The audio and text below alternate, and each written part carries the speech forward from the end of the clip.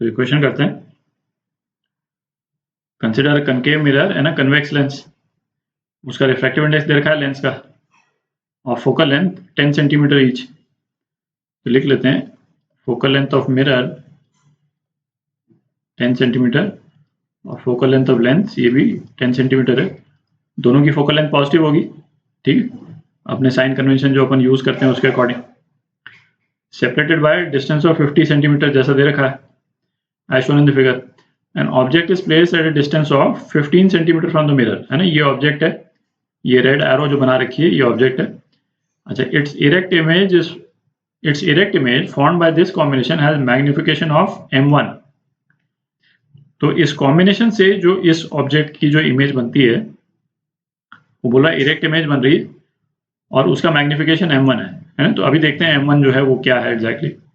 और फिर उसके बाद में when the setup is kept in a medium of refractive index 7/6, है ना, किसी लिक्विड में या किसी दूसरे मीडियम में डाल दिया उसको, जिस ये पूरे सेटअप को जिसका रिफ्रैक्टिव इंडेक्स 7/6 है, तो मैग्निफिकेशन चेंज हो गया, m2 हो गया, m2/m1 पूछा है, ठीक है। तो पहले तो ऐसा करते हैं कि ये मिरर के तो सारे वेरिएबल्स अपने को मालूम है, तो मिरर से इमेज जो है वो कहाँ बन रही है ना, उसको एक बार बना लेते हैं, है ना, उससे अपने को रफ आइडिया लग जाएगा। तो for mirror 1/O plus 1/I is equal to 1/F, ठीक है। ऑब्जेक्ट डिस्टेंस कितने पे है 15, पॉजिटिव ले रहे हैं, है ना, रियल ऑब्जेक्ट है, plus 1/I is equal to 1/10। तो I कितना हो गया, तो I कितना हो गया 30 सेंटीमीटर हो गया, ठीक है। तो 30 सेंटीमीटर का मतलब हो गया कि ये इमेज जो है वो यहाँ पे कहीं पे बन रही, ठीक है, टू स्केल नहीं बन रहा है ये, है ना, ऑब्वियसली इमेज यहाँ बन रही। अच्छा, ये इमेज जो है वो रियल ऑब्जेक्ट के रूप में काम करेगी इस लेंस के लिए, ठीक है। और लेंस से कितनी दूर है ये इमेज 20 सेंटीमीटर दूर है और लेंस का फोकल लेंथ कितना है 10 सेंटीमीटर, है ना। तो ये बेसिकली 2f पे है, तो ये तो अपने को मालूम ही है कि ये 2f पे होगा, तो इसकी इमेज जो है वो इतने ही डिस्टेंस पे बन जाएगी, है ना। इसको दोबारा से अपने को निकालने की जरूरत नहीं है, 20 सेंटीमीटर बन जाएगी। और ये, है ना, ये इन्वर्टेड थी तो ये अपराइट हो जाएगी, ठीक है। तो ये फाइनल इमेज हो गई, ठीक है। तो ये जो m1 की जो बात कर रहा है, m1 वो कितना है हाइट ऑफ इमेज और ये हाइट ऑफ ऑब्जेक्ट, ठीक, तो है ना। अच्छा, मॉडुलस है तो पॉजिटिव साइन ही लेना है अपने को। तो ये HI/HO की बात कर रहा है, ठीक है। तो निकालते हैं इसको। तो मैग्निफिकेशन बाय मिरर, है ना, ये -I/O, ठीक है।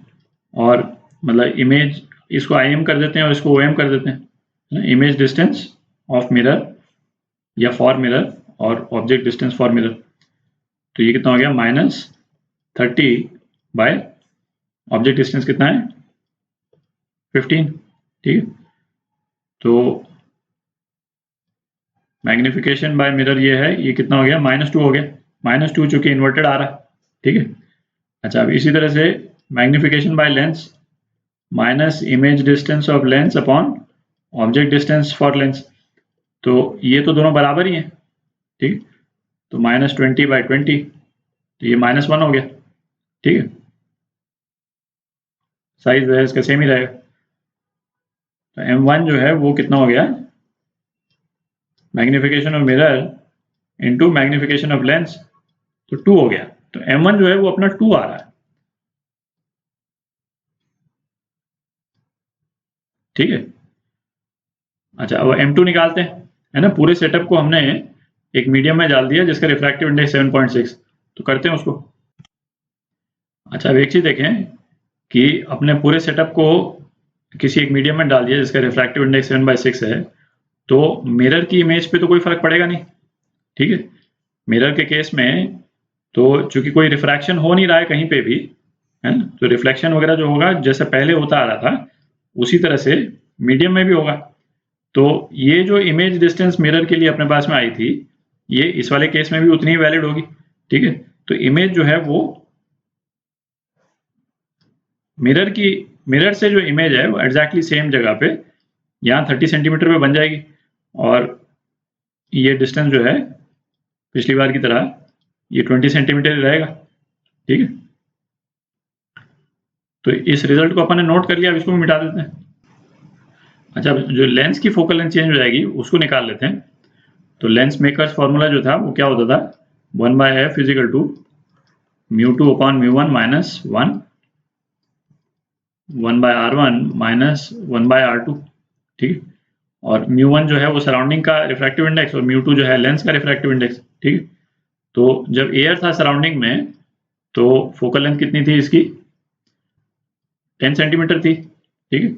और रिफ्रैक्टिव इंडेक्स था 3/2, है ना। μ2 जो है वो 3/2 था, और अपॉन μ1 वो तो एयर हो गई -1 और 1/r1 माइनस 1/r2, ठीक है। अब जब हमने इसको मीडियम में डाल दिया तो सपोज इसकी फोकल लेंथ जो है वो नई फोकल लेंथ, इसको f डैश बोल देते हैं, ठीक है। तो ये कितना हो जाएगा, रिफ्रैक्टिव इंडेक्स लेंस का वो तो सेम ही रहेगा, और ये जो है वो 7/6 हो जाएगा सराउंडिंग का, ठीक है, -1, और ये 1/r1 माइनस 1/r2 ये तो सेम ही रहेगा, है ना। ये कर्वेचर्स पे तो कोई फर्क पड़ नहीं रहा। तो इन दोनों इक्वेशंस को यदि अपन डिवाइड कर दें तो अपने पास में f डैश की वैल्यू आ जाती है, ये कितनी आती है, तो f डैश जो है वो आ जाता है आपका 35/2 सेंटीमीटर। तो ये नई फोकल लेंथ हो गई लेंस की, ठीक है। और ऑब्जेक्ट डिस्टेंस जो है वो 20 सेंटीमीटर है, तो इसकी इमेज कहाँ बनेगी उसको निकालते हैं। तो 1/f डैश मतलब 2/35 is equal to 1 object distance, object distance तो 20 रहा, प्लस 1 इमेज डिस्टेंस। तो आई जो है इसको इमेज ऑफ लेंस बोल देते हैं, ठीक है, इमेज लेंस डैश कर देते हैं इसको। तो ये कितना आ जाएगा, तो ये आ जाता है 140 सेंटीमीटर, ठीक है। तो इस केस में जो मैग्निफिकेशन ऑफ लेंस है वो चेंज हो जाएगा, तो इसको ml डैश बोल देते हैं। ml डैश कितना हो गया, minus of image by lens dash upon object for Lenz.